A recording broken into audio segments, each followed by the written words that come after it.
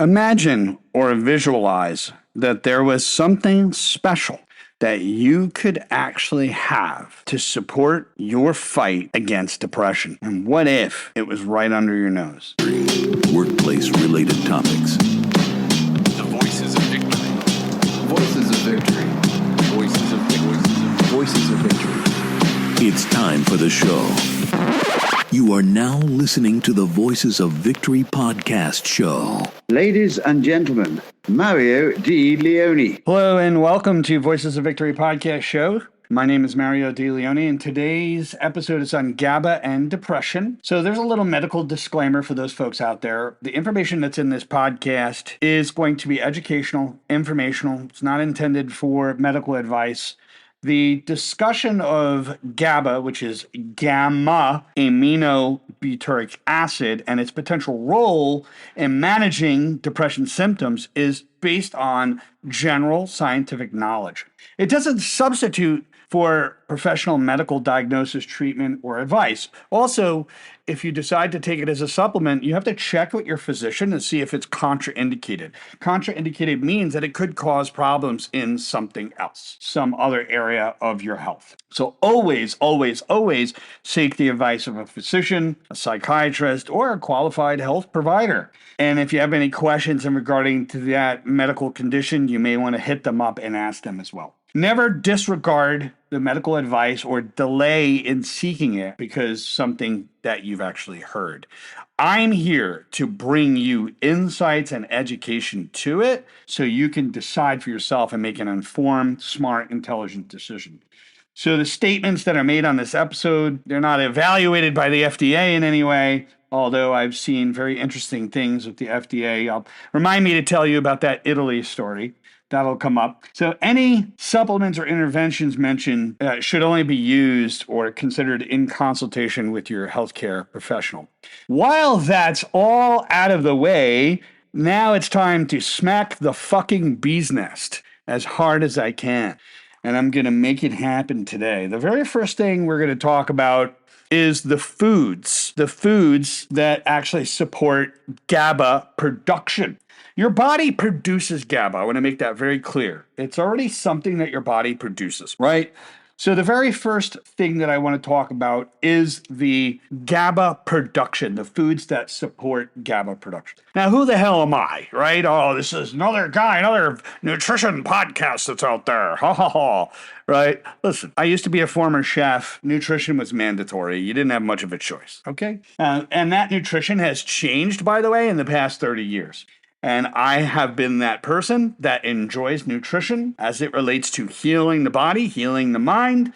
And I've taken it upon myself for many years to go through deep study of herbs and supplements that can actually support people, actually help them out in their fight. So let's talk about the foods that support GABA production, and we're going to go down the line from there. I'm going to make this quick and simple. Get your pen, get your paper. Make sure you're not operating any machinery right now, and if you are, make sure you circle back to this audio later. So foods that support the GABA production. The very first ones are fermented foods. That would be probiotic and things that relate to gut health, okay? So these are things which is kimchi, kefir, which is that yogurt, sauerkraut, other types of yogurt and live cultures, and of course, kombucha. So these are things that support that. Now, fruits and vegetables that have minerals and vitamins in them that can help with GABA production is bananas, spinach, broccoli, and avocado. Avocado, yes, indeed. You just thought that guac was good for the chips alone?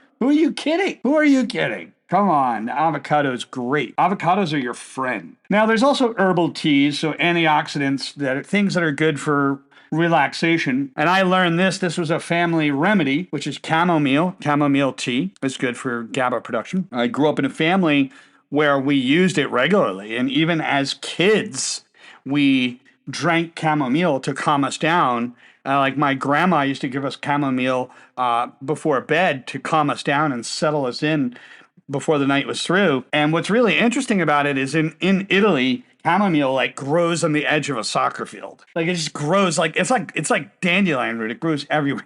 It's really great. And then you got green tea. It's a high antioxidant. And you got lavender tea as well. Now, of course, these are things that are pretty calming in nature. Now, high protein foods are also supportive. These are building blocks that contain the amino acids, which is turkey, chicken, fish, salmon, tuna, eggs, legumes, lentils, and chickpeas, which, by the way, I eat a lot of. I eat a lot of legumes and lentils and chickpeas, and let me tell you, they've had a pretty good impact. There's lentil soups that you could create some incredible recipes. Now, outside of that, we got the whole grains and seeds, which are really containing the magnesium and the complex carbohydrates, which is the brown rice, the oats, the quinoa, and the sunflower seeds. These are the things that all support the GABA production. Now, let's move on directly into my other aspect here, which is GABA and depression. This is literally the next phase of our talk today. So, what is it? Let's break it all down. GABA is literally your brain's calming chemical. It's an inhibitory neurotransmitter. So, it acts like the brake pedal in your brain, which reduces overacting thoughts and emotions. It's wonderful. Now, that being said, how does GABA actually impact your depression? Well, for one, it slows down overthinking. That's the beautiful thing. It supports emotional regulation. It also promotes restful sleep, and it eases tension and stress. That's how it benefits as a mechanism. Now, in terms of GABA as an emotional reset button, it has an overall powerful effect in, I'll give you kind of a little metaphor for it. It helps the brain feel safe, grounded, and calm. That's what we can understand as emotional reset. Now, when it comes to depression and the GABA connection, there's a correlation, and it's connected to the symptoms, is that depression is often linked to low GABA levels. Dun, dun, dun! Yeah, you gotta love that shit, don't you? So low GABA can increase anxiety, sadness, and of course, mental fatigue as well. Now, there's other things you can naturally do to boost your GABA, is exercise, yoga and walking, which is really good. Yoga is really good because that's stretching that we actually do. And of course, just general walking. These are just, not necessarily treatments, but more lifestyle based. Meditation, deep breathing, and pranayama, which is the breath work from yoga. Highly recommend it. A healthy diet, which contains some, green tea, fermented foods, and of course, whole grains, which is we mentioned earlier. And then the supplements. There are supplements which are we have GABA, L-theanine, and magnesium, which I'm going to go into L-theanine and magnesium on another show. Let's go further. I love to go further. So let's go into some pathways. So GABA and depression have some pathways. So we're going to first talk about GABA and its deficits in depression. So there are articles that I'm going to be sharing in the description. The first article is GABAergic deficits in depression. And this was an article. I'll give you the link in case you want to write it down. It's https://www.nature.com/articles/S, that's a lowercase s, 41398-023-02514-2. I'll put that in the link. Now, that article pretty much states that if you don't have enough GABA, you can just have increased depression symptoms, right? And a good analogy with this is that by taking GABA, you could almost think of it as your brain's like noise canceling aspect. So if you think of noise canceling headphones, where they literally cancel out all this crap that's outside of you, what GABA will help you support, it's like noise canceling all of these thoughts. It's going to help chill out the DMN, the default mode network of the brain. So GABA and its deficits in depression is there. There's an additional review from PMC as well. The effect is that if you don't have a lot of GABA, there could be a lot of emotional dysregulation and low stress tolerance. In other words, when it comes to stress, you may not be able to necessarily tolerate it. It's like having a classroom without a teacher. That's the analogy that I give you. And this is the link from ncbi.nlmnih.gov, PMC article. I'll go ahead and put that. I'm not going to read that one out, but I'll go ahead and put that out in the description. Now, another thing is there is a gut-brain axis in GABA. So the article 3 is that gut microbiota which is the brain axis, right? So the positive aspect of taking care of our gut, improving the gut health, can support the GABA production. That's the reason for the kimchi and those kombucha and things like that, yogurt. That's the reason for that. So the gut is literally supporting as like a GABA factory, and I'll also give you the support article for that as well. Now, when it comes to cutting down, on certain fermented foods, the only reason why you may cut down on a fermented food is if you had really bad acne, if you had like rosacea or something that would trigger skin related things, you may want to talk to your doctor and find out how you can get around that.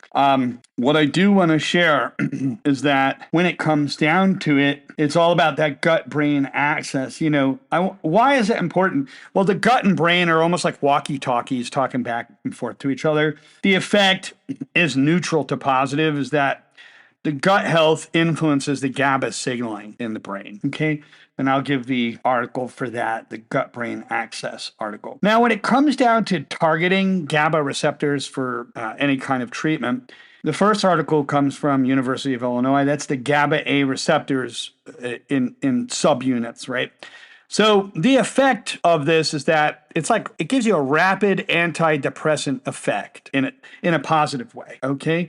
So the analogy is like oiling a lock, which is really your neurosteroids, okay? So I'm going to give you the article for that as well. And there's another article out of Penn State, which the analogy with this is kind of like a cooling fan for the emotional brain. The emotional brain gets really dysregulated for some people when they have depression, right? So that when it comes to GABA, the effect for mood and cognitive symptoms are going to be supported. And I'll supply you with the article for that. And that's all there is on today's show. This is literally GABA part 2 for depression. First thing I want you to do is buy me a coffee. That's it, just a coffee. You can find that link in the YouTube podcast, okay? The YouTube podcast description below. Buy me a coffee just to support the channel. That's all I'm going to say. I love coffee. I really do. I try not to go off the deep end. Everything in moderation, including moderation. I've learned that the hard way. Okay, I've learned that the hard way. So like, subscribe, share, and if you really enjoyed this today, I want you to comma, "You are awesome. Thanks for the GABA tip" in the comment section. Have a great day and see you on the next episode.